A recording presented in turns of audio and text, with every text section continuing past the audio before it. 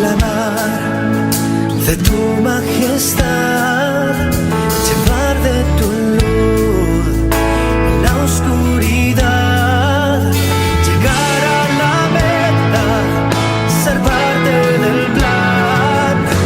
Toma mi vida y úsala. Hoy es tiempo de cambiar. Es tiempo de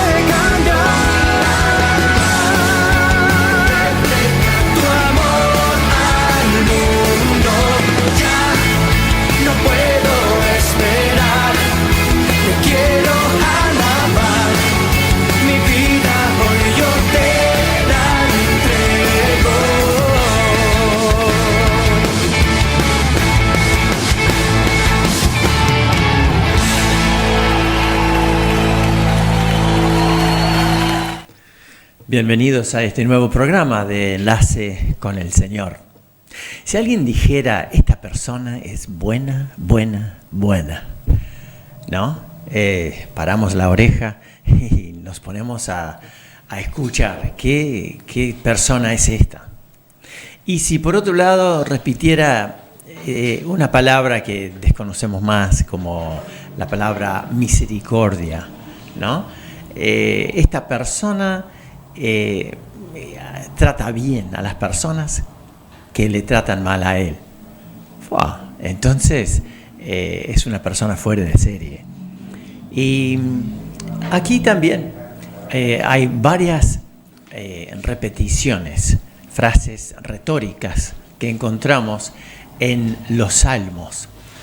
Los salmos que están hablando de Dios. Y fíjense algunas de estas frases retóricas, que vamos a ver algunas de ellas, no todas, pero y se encuentra en el Salmo 118. En primer lugar dice que Jehová es bueno. Después 5 veces dice que su misericordia es para siempre. Para siempre es su misericordia. Y cuando hablamos de misericordia, ¿de qué estamos hablando? Saben que la palabra misericordia significa que pasa nuestra miseria y nuestro dolor por su propio corazón. Ahora, eso sí es empatía, ¿no es cierto? Dios pasando tu dolor, mi dolor por su corazón. Y vamos a tratar de estar viendo eso hoy de mañana. También dice, Jehová está conmigo. Y esto lo dice 2 veces. Jehová está conmigo. Después habla del hombre. Y el hombre, el príncipe, ¿no? La gente en poder. Y dice, mejor es confiar en Jehová que confiar en el hombre. No importa quién sea el hombre o más títulos que tenga. También dice, me rodearon, mas en el nombre de Jehová yo las destruiré. En el nombre de Jehová. El nombre de Dios. ¿Saben que leemos en el Nuevo Testamento? Ahora estamos hablando de los Salmos, pero en el Nuevo Testamento los religiosos dijeron a los apóstoles que no hablaran en el nombre de Jesús. En un corto espacio, el nombre de Jesús se menciona 19 veces. Fíjense en Hechos, capítulos 3 y 4. No hablen en ese nombre. Y muchas veces ni querían decir el nombre de Jesús. Ellos lo habían crucificado. Habían armado todo un tribunal falso, testigos falsos. Lo habían visto morir. Habían escuchado que resucitó y tal vez algunos de ellos hasta lo vieron en esos 40 días que estuvo. Pero no querían saber nada. Pero en el nombre de Jesús habían dado sanidad a un hombre en Hechos capítulo 3. Y de ahí en adelante estaba muy difícil la cosa. El concilio entero en pleno diciendo no hablen más en ese nombre. Entonces, acá está diciendo, me rodearon, mas en el nombre de Jehová yo la destruiré. Después otra frase retórica es la diestra de Jehová. La diestra. Y saben que en los Salmos encontramos mucho espíritu guerrero, porque son escritos por Moisés y por David y algunos más. Entonces, cuando habla de la derecha, de la diestra, están pensando en el brazo de la espada. Entonces, en una guerra, uno precisa una buena diestra. Y aquí habla de la diestra de Dios, la derecha de Dios. En un momento habla de lugares espaciosos. Y saben que en nuestras vidas a veces parece que nos comprimen a un callejón sin salida, donde ya no tenemos forma de defendernos. Y entonces el rey David escribe en este Salmo 118 y está diciendo que Dios le llevó a lugares espaciosos, donde podría armar su línea de defensa, su línea de ataque, y no estar todos apretados en un pasaje entre piedras y donde todo el batallón estuviera sin efectividad.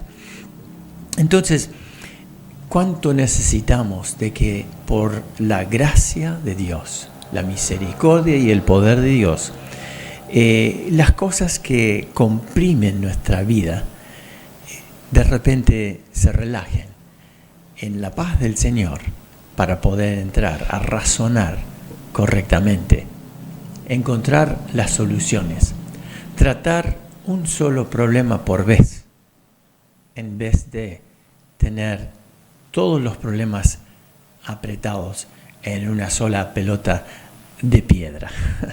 Entonces, así, también dice así. Y de madrugada recibí un WhatsApp y una señora operada me dice, hoy duermo sin llorar. Habíamos leído este versículo más temprano en el día. Este es el día que hizo Jehová. Este es el día que hizo Jehová. Nos gozaremos y alegraremos en él. Oh Jehová, sálvanos ahora. Este es el día que hizo el Señor.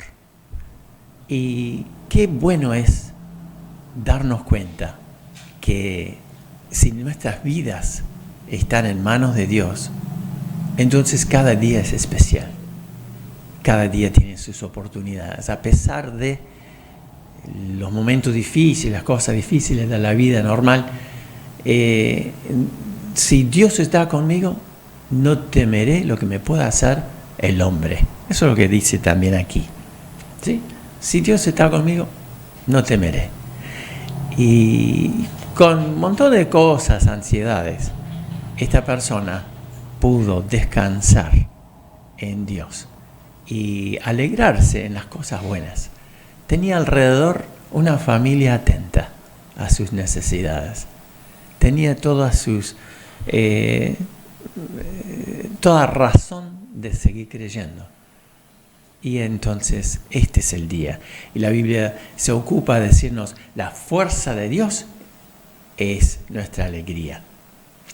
También dice, alégrense en el Señor. Y otra vez les digo, alégrense. Dios quiere que seamos un pueblo alegre.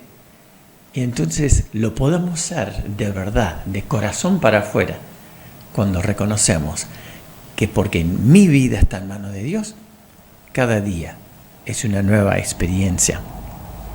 Entonces, aquí hemos visto algunas de las frases, hay otras más, pero esto es suficiente como para decir, aquí hay algo importante. ¿Y saben una cosa? Que este Salmo 118 de este libro gordo está en el medio.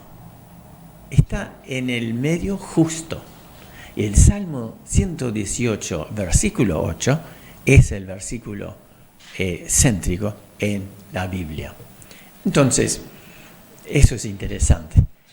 El Salmo anterior, el 117, es el más corto, el capítulo más corto de toda la Biblia.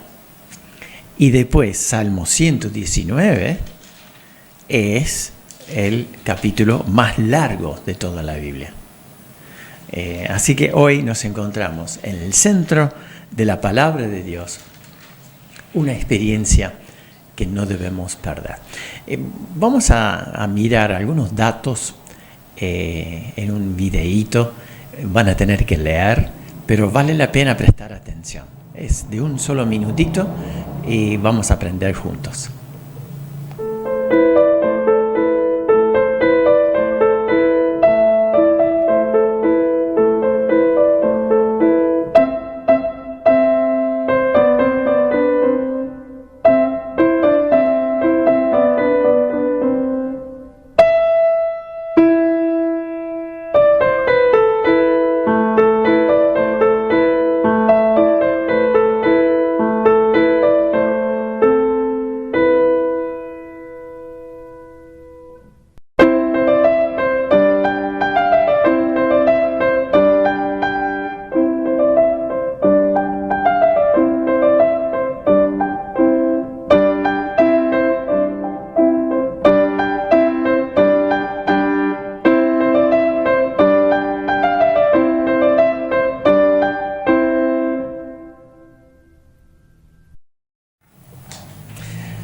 Bien, entonces ya sabemos mucho más. 594 capítulos antes y después de Salmo 118. Bueno, hemos estado pensando en los salmos y hay mucha gente que si les preguntáramos qué parte de la Biblia les gusta más, van a decir, me gustan los salmos.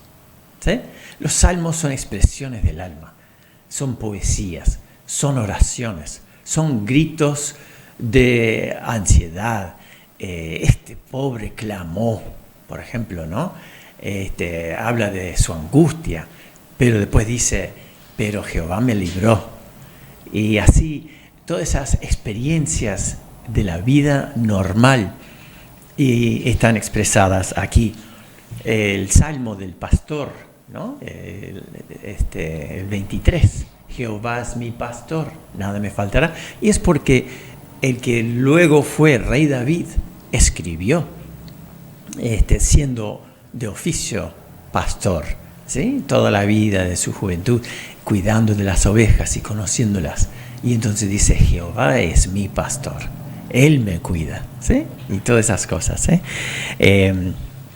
Los salmos fueron escritos durante mucho tiempo, o sea, 500 años y mucho más. Moisés escribió algo de los salmos y cuenta de la salida de Israel de su esclavitud en Egipto. También algunas experiencias en el desierto. El rey David, cuando era perseguido por Saúl. Son muchas historias y si no reconocen estos nombres, yo les invito a tomar su Biblia y estar leyendo esos capítulos del Antiguo Testamento. Se van a sorprender un poco a veces de algunas alegrías por cierta venganza, ¿no es cierto? Porque en la Biblia encontramos en ese entorno bélico de que estaban con un sentido de defender los intereses de Dios. Y esa indignación contra los enemigos de Dios, que veían que Dios era tan misericordioso. Pero yo digo, menos mal que Dios es Dios de misericordia.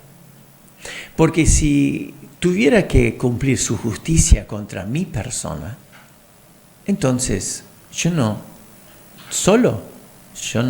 puedo responder por nada. Yo soy un perdedor. Yo no puedo ofrecer ninguna excusa por haber ofendido tantas veces a Dios. Y si fuéramos recorriendo, aún las personas más religiosas van a ir cayendo una tras otra. Entonces, vos, amigo, también estaríamos todos en el horno. Entonces, demos gracias a Dios por sus misericordias. Vamos a pasar ya a esto de que Jehová es bueno. Primer versículo dice Jehová es bueno. Ahora, ¿saben que la Biblia dice que no hay justo ni aún uno? Eso ya lo vimos. Pero un hombre fue a Jesús y dice, Maestro bueno, sabemos que has venido de Dios, porque nadie puede hacer las obras que tú haces si no está Dios con él. Y Jesús le dice, ¿por qué me llamas bueno? Bueno, hay uno solo, Dios. ¿No? Jesús no estaba diciendo que no era Dios, sino que estaba diciendo, pensá en lo que estás diciendo. Estás diciendo, yo soy Dios. Bien, yo soy bueno. Entonces, soy bueno si soy Dios. Ahora, en la Biblia encontramos de que el apóstol Pedro decía, hablando de Jesús, y en ningún otro hay salvación, porque no hay otro nombre debajo del cielo dado a los hombres en que podamos ser salvos. No hay otro nombre, solamente hay uno bueno, solamente hay un nombre en que podemos ser salvos. Alguien me dijo que tenía una medallita acá y otra medallita más abajo. La primera medallita era de la cruz y más abajo ya no era nada que ver con Dios. Era otra persona que había sido buena en su vida seguramente, pero ¿por qué? ¿Por qué vamos a poner nuestra confianza en quien no es Dios? ¿No le estamos ofendiendo a Dios? Sí, lo dice la Biblia y nos habla claramente de lo que es la idolatría. El libro de Salmos, hablando de este libro tan intrigante, habla en el 115, unas hojitas para atrás, de justamente nuestro Dios está en los cielos. Lo dice acá nomás. Todo lo que quiso ha hecho. Los ídolos de ellos son plata y oro, obra de manos de hombres. Tienen boca, mas no hablan. Tienen ojos, mas no ven. Orejas tienen, mas no oyen. Tienen narices, mas no huelen. Manos tienen, mas no palpan. Tienen pies, mas no andan. No hablan con su garganta. Semejantes a ellos son los que los hacen, y cualquiera que confía en ellos. Entonces, Dios no admite de que haya el politeísmo, ¿no? Muchos dioses, que hoy día está muy de boga. Entonces, dice, Jehová es bueno, porque para siempre es su misericordia. Como dijimos al principio, la palabra misericordia tiene que ver con Dios viendo mi miseria, viendo y conociendo mi dolor. Quien haya perdido un ser querido sabe cómo es cuando otra persona le cuenta de su dolor, de su sufrimiento, de cuánto le cuesta el duelo, ¿no? Y entonces Dios conoce tu dolor, pero es poderoso para ir llevándonos a nuevas alturas, para vencer, dejar atrás el dolor. ¿Sí? Entonces vamos a estar viendo eso. Dice, ahora diga Israel que para siempre es su misericordia. Israel es una nación muy, muy popular, vamos a decir, ¿no? Muy nombrada. Y justamente desde el tiempo de Abraham, cuando Dios prometió hacer de Abraham una nación que iba a bendecir a todas las familias de la tierra, porque a través de Abraham vino Jesús. Pero entonces está diciendo de la misericordia que vivió esa nación. Y esa nación justamente vio la grandeza de Egipto y luego la esclavitud en Egipto. Vio la grandeza de la liberación en esa primera Pascua.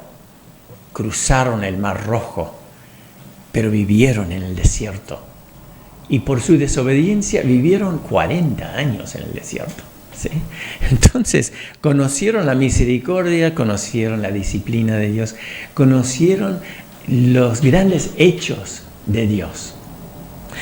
Y hasta el día de hoy, la misericordia de Dios se está viendo en el pueblo judío, donde se ha convertido en un desierto. Estuve observando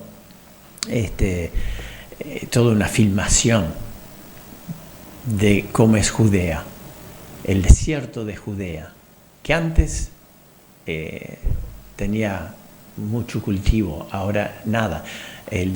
Lot había mirado como una llanura de riego, dice, pero en ese pasaje de video que estaba mirando no se veía nada, sino piedra y tierra. Pero también Dios está cuidando de ese pueblo para un día futuro.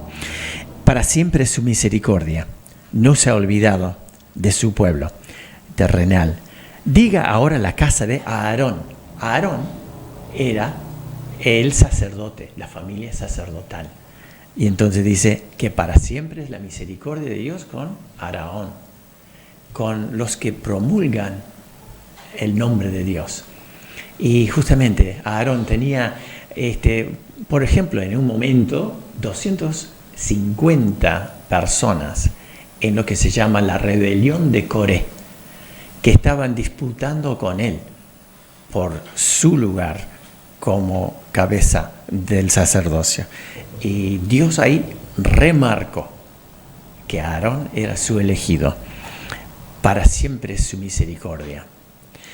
También dice, digan ahora los que temen a Jehová, que para siempre es su misericordia. El pueblo. Entonces tenemos la nación, tenemos el sacerdocio, tenemos el pueblo. Y ese pueblo se componía de personas incluso que se habían añadido al pueblo de Israel, como Rahab, que tenía mala fama en lo personal, pero que había escondido a los espías que fueron a conocer la tierra. Y Dios le salvó la vida de ella y de toda su familia. Entonces ellos conocían la misericordia de Dios, el perdón. Dios les salvó la vida. El pueblo, nosotros, tú y yo, ¿conocemos la misericordia de Dios? Desde la angustia invoqué a Jehová y Él me respondió. ¿Sí? Desde la angustia. Claro, tú, amigo, no conoces lo que es la angustia, pero algunas personas sí. Lo digo porque todos hemos vivido lo que es la preocupación, la angustia. Descansemos en Dios. Jehová está conmigo, no temeré lo que me pueda hacer el hombre. Y pasando de esas frases retóricas, les llevo al versículo 22 que dice, la piedra que desecharon los edificadores ha venido a ser cabeza del ángulo. Entonces, muchos de nosotros hemos estado en temas de construcción. Y entonces uno va eligiendo ladrillos más o menos derechos, otros son demasiado torcidos. Si uno construye con piedra es aún más difícil y uno tiene que dar golpes, como también con el block, con el ladrillo. Antes eran golpes con el martillo o con la cuchara, hoy día pasamos la moladora y entonces salen casi siempre bien. pero habían tirado una piedra que no servía para nada. Tenía una forma que no servía. Pero llegó un momento cuando esa piedra resultó ser la piedra perfecta para ese medio punto, ese arco romano que trababa toda esa construcción. Y es lo que dice acá: la piedra que los edificadores desecharon ha venido a ser cabeza del ángulo. Y Jesús es esa piedra rechazada y desechada por los constructores de la religión. Sí. A través del Nuevo Testamento habla muchas veces de eso. Y justamente sin Jesús no hay ningún tipo de solución en la construcción de tu vida ni la mía. Lo más sabio para nosotros es entregar nuestras vidas a Cristo, recibir su perdón a través de lo que hizo Cristo en la cruz, para conocer la misericordia de Dios. La misericordia de Dios. 5 veces misericordia de Dios. Qué interesante.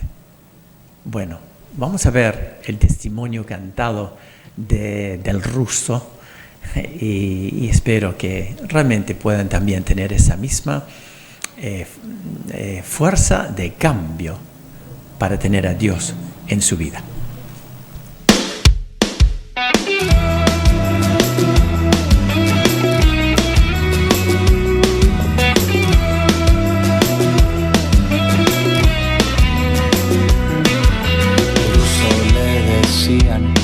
Bajo mundo de Medellín, de todos los del negocio, tan solo él pudo sobrevivir.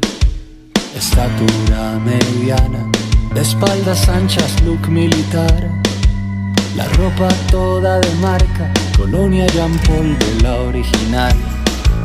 La cosa empezó de niño al cambiar el pueblo por la ciudad. Como el estudio no paga, dejó la escuela por callejear. Y como siempre en la vida, el que algo busca, algo va a encontrar. Le presentaron a un duro y de ahí pa' adelante fue criminal.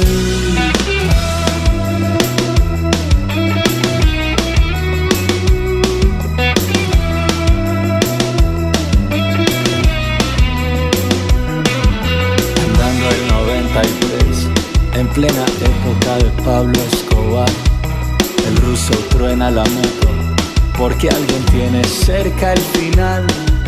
No calculó que la ley le seguía el rastro de meses atrás, y terminando la vuelta lo capturaron sin más.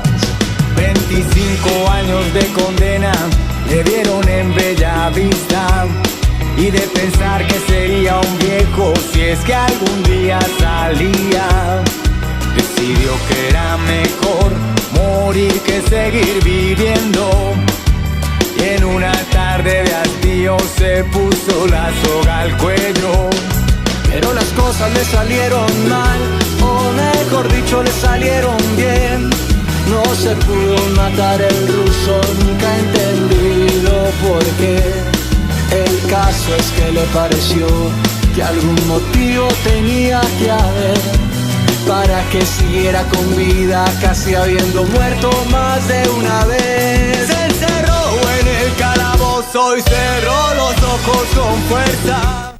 Y así hemos visto una parte del testimonio del ruso colombiano que conoció lo peor de la vida y haciendo que la vida de otras personas también fueran un desastre, ¿no? A través de la venta de drogas y cosas por el estilo. Pero su vida cambió, y viendo el final de esta película y esta canción que canta el testimonio de él, uno encuentra que él ahora es un hombre que sirve a Dios. Cuán grande es la misericordia de Dios. No lo merezco y tampoco tú lo mereces, pero Dios sí nos ama y debemos entonces aceptar su perdón. Es el desafío para esta semana y leer Salmo 118 y mucho más. Que Dios le bendiga. Es tiempo de ya. Es tiempo